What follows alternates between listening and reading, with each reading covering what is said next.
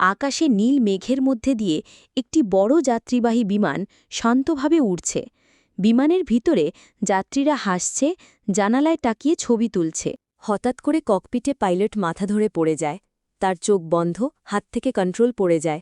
যাত্রীদের মধ্যে আতঙ্ক ছড়িয়ে পড়ে। একজন সাহসী কিশোরী ক্যাবিন থেকে কন্ট্রোল রুমে বার্তা পাঠায়।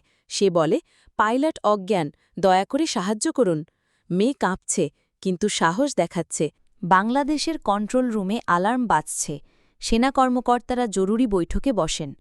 বড় স্ক্রিনে বিমান দেখাচ্ছে। একজন কমান্ডার বলে, সৈনিক পাঠাও। একজন সাহসী বাংলাদেশি সৈনিক হেলমেট পরে যুদ্ধবিমানে ওঠে। সে বিমান চালিয়ে আকাশে উঠে যায়। যাত্রী বিমানের দিকে এগিয়ে যায়। সৈনিক যুদ্ধবিমান থেকে ঝাঁপ দেয়, প্যারাশুট দিয়ে যাত্রী বিমানে এসে দরজা ভেঙে ঢুকে পড়ে।